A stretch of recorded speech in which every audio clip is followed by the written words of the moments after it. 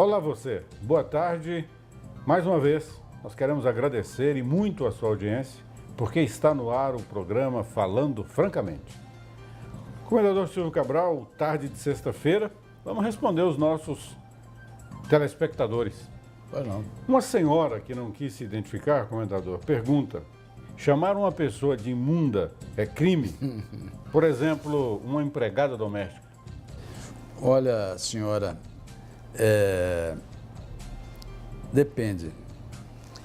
Se a pessoa puder provar que esse epíteto, esse chamamento foi justo, passará a ser crime de injúria, sujeita a pena de 1 a 3 anos de prisão.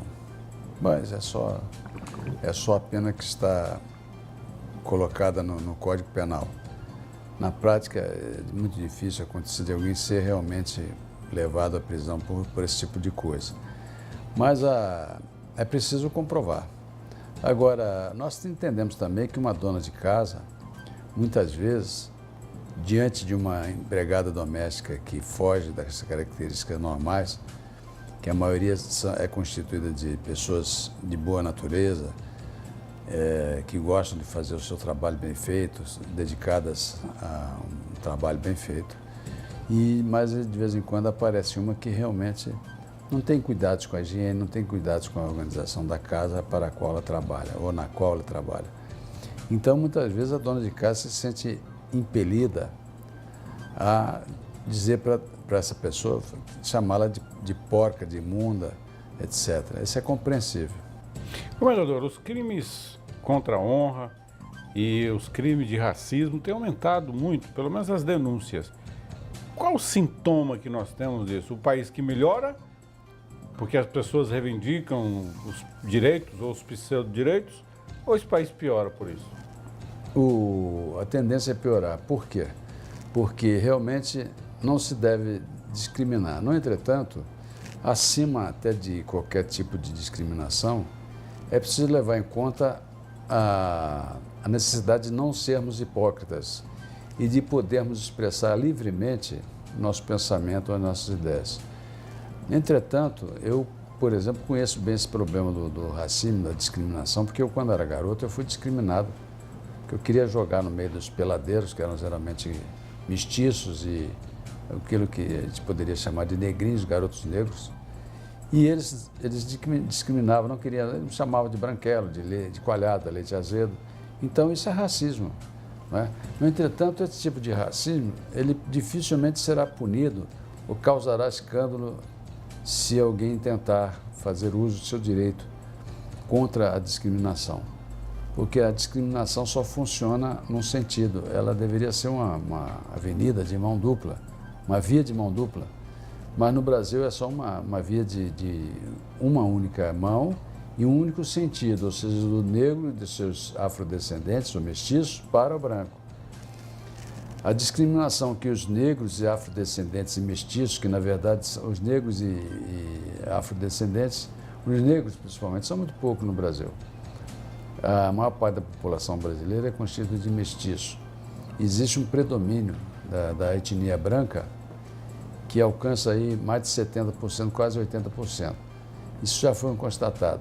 Pessoas que supostamente seriam negras, mas na verdade tem um grande percentual de etnia, né, de DNA do grupo branco, do grupo racial branco. Se bem que na verdade a raça humana é uma só.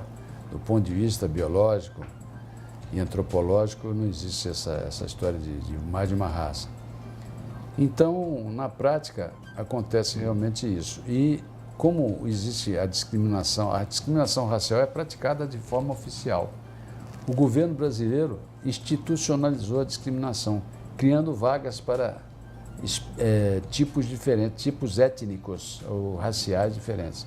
As famosas cotas. As cotas, lembrando mais uma vez que só existe uma raça humana, do ponto de vista biológico, mas eles falam em raças diferentes ou grupos étnicos diferentes.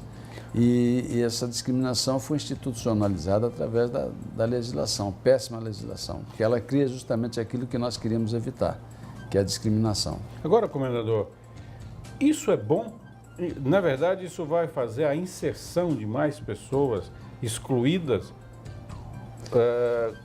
O pano de fundo, onde é que nós vamos chegar? Vamos chegar à seguinte posição: muitas pessoas aptas e que estão nas camadas mais pobres da população, mas que não se sentem tocadas pela necessidade de alegar a afrodescendência, porque assim não se sentem, embora até possam ter algum componente étnico, né, do DNA dos negros africanos, elas vão ser excluídas. Então vai haver uma compensação inversa. Ao passo que você coloca pessoas sem necessidade de vestibular para os cursos superiores, ingressando nos cursos superiores, nas universidades, você também elimina um contingente considerável daqueles que estão talvez mais aptos em algum momento, ou que têm plena ou semelhante aptidão e que não podem ingressar porque as vagas são limitadas. Então esse desbalanceamento não vai, no geral, né, no global, no ponto de vista holístico, não vai resolver nada, não vai adiantar nada. Vai criar alguma coisa boa de um lado e eliminar do outro lado. Então os dois sinais contrários se anulam. Qual seria o ideal, comendador? Bom, eu acredito que, assim como Nelson Mandela, Prêmio Nobel da Paz, que ele é contra cotas para negros, exatamente porque ele é um homem lúcido que sabe que essas cotas, elas fomentam o racismo, o preconceito, que com a evolução da sociedade, né, ele mesmo, um negro que teve acesso à educação, né, formou-se em Direito e mais tarde veio a ganhar o Prêmio Nobel da Paz. Ele sabe que o povo negro da África, né, recém saiu da selvageria, ainda está muitas vezes na selvageria. Tem alguns poucos séculos que ele entrou em contato com civilizações muito mais avançadas e esse tempo é que dá o ritmo, né? É o timing da situação atual. Não é possível fazer com que milhões e milhões de pessoas que há pouco tempo atrás estavam na selvageria das suas tribos, né, praticando até a castração das mulheres, né, a ablação dos clitóris femininos, e onde é comum a pedofilia e o estupro das mulheres, muito de crianças ainda, 9, 10 anos, até menos, nas tribos, é impossível você elevar esse pessoal todo à condição de doutores, de pessoas com nível superior. Não se trata de igualdade, trata-se de um processo histórico que não pode ser ignorado. Comendador, a sua fala deixa claro que é um contraponto na contramão do que a mídia, os veículos de comunicação fazem. A gente ouve o rumor desses gritos das chamadas minorias equacionando e se transformando em leis. Existe uma unanimidade burra no tocante a concordar com isso? Sem esse fundamento profundo? É uma unanimidade burra. Como dizia um dos maiores teatrólogos do mundo, né, o maior dramaturgo do mundo, um brasileiro, pernambucano carioca, Nelson Rodrigues, muito admirado por um teatrólogo e diretor de teatro muito festejado nos Estados Unidos, brasileiro também, chamado Jeff Thomas, filhos de pais americanos, judeus americanos. Esse homem simplesmente comparou Nelson Rodrigues aos maiores teatrólogos do mundo, inclusive americanos, e disse que Nelson Rodrigues tem 40 peças de teatro, né, magníficas, é um homem de uma profundidade extraordinária. E ele cunhou várias frases, né, uma baba bovina escorrendo dos idiotas, também a famosa frase de que toda unanimidade é burra, Nelson Rodrigues. Então, eu diria que, pelo menos nesse caso, a unanimidade é muito burra, assim. Lembrando aqui, mais uma vez, que o nosso querido, finado Roberto Campos, um intelecto poderoso, disse que no Brasil a burrice tem um passado glorioso e um futuro promissor.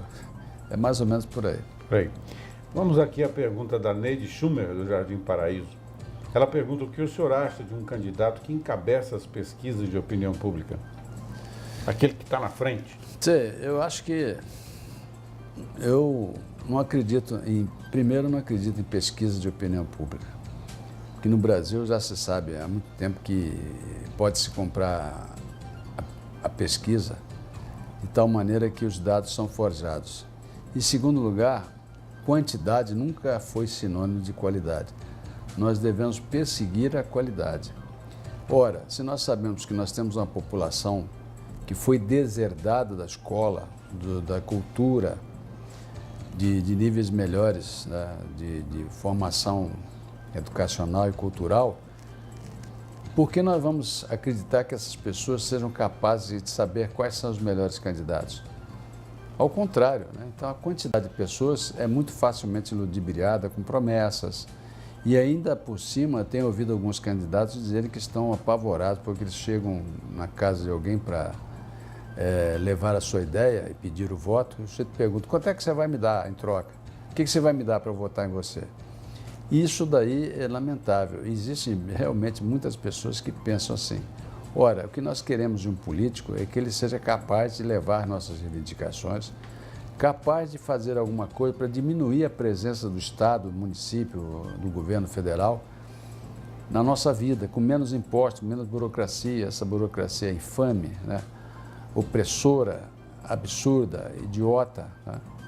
Então, esse é o que nós queremos do candidato, que ele tenha um programa capaz de eliminar, de fazer as reformas necessárias para tornar o Brasil um país capaz de alcançar o seu imenso potencial. E, comendador, já que o assunto enveredou por essa área da eleição municipal, tomar candidato com esses vereadores que vão fazer muito, né? Porque, na verdade, o vereador fiscaliza e faz projetos de lei, né? Aquelas promessas absurdas de eu vou fazer. E, acima de tudo, pessoas que têm uma certa capacidade para estar ocupando, acho que as 14 cadeiras que tem no município, né? Se estou errado com o número. Eu acho que nós já temos uma pletora, não, é quase que uma cornucópia inesgotável de leis, decretos, portarias e coisas que obrigam o cidadão, desnecessárias, algumas até verdadeiramente absurdas. Na sua maioria, são destinadas a fazer com que o cidadão fique totalmente enquadrado, não possa dar 2 passos que ele tem que pagar alguma coisa, para enriquecer o bolso desses crápulas que estão se fazendo passar por nossos representantes. De forma que eu acho que se eliminassem deputados estaduais e vereadores, seria uma ótima para nós. Porque nós já temos uma imensa quantidade de leis, e leis são feitas todos os dias. Até as autoridades do 3º e 4º escalão são capazes de fazer uma portaria com efeito de lei, com força de lei, que vai obrigar a pessoa, desde que não haja nenhuma lei maior, ao contrário, uma lei federal, aquilo ali vai obrigar o cidadão, porque aquela autoridade proferiu o seu dictatum. E assim nós vivemos aqui nesse país. Se você colocar todas as leis, decretos e portarias do Brasil, com efeito de obrigar o cidadão ao cumprimento, numa biblioteca, olha, ficaria maior do que a biblioteca do Congresso americano, que é gigantesca, é a maior do mundo. Ela seria muito pequenininha se colocássemos todas essas leis, essas porcarias, como disse o senhor João Machado outro dia, né? Chamou de porcaria, chamou de porcos e porcaria, o produto dos porcos, referindo-se às leis. O senhor João Machado, caminhoneiro, gente boa. Muito bem, nós vamos a um rápido intervalo comercial e, na sequência, nós voltaremos com mais 2 perguntas e um mensalão. Fique ligado, voltaremos já já.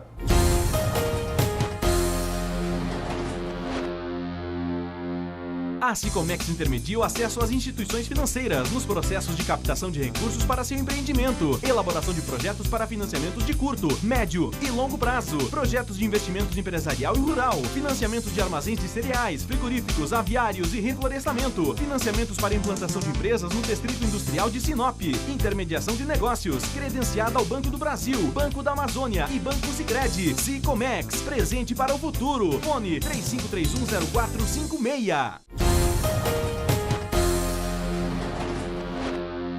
Voltando com o Falando Francamente, mais uma pergunta, comendador.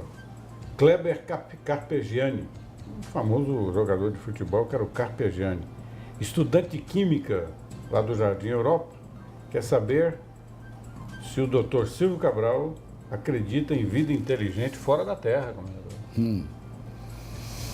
Só podemos acreditar nisso. Aliás, a propósito disso, o Papa, há um pouco tempo atrás, ele admitiu de público que a vida inteligente é muito provável. E também o astrônomo do Vaticano, o Vaticano tem um observatório astronômico muito bom, muito bem equipado. E sabemos que ele está, inclusive, em contato com aquele telescópio espacial Hubble. E esse astrônomo, ele deu uma entrevista dizendo que as probabilidades são totais a favor da vida. Eu penso que, como muitos cientistas e muitos sábios, eu sigo a mesma opinião deles, de que a vida é uma constante universal. A maior constante universal é a vida. Porque tudo está provido e repleto de vida, porque essa vida vem do Criador de todos os universos. Essa vida, ela se manifesta através da energia, do movimento, da organização, da memória. Alguém já pensou, e eu acho que vocês também que nos assistem vão pensar da mesma maneira, para que alguma coisa exista, é preciso ela ter uma receita, por assim dizer. Tem um código, um DNA, uma receita de ser. Então, o átomo, que é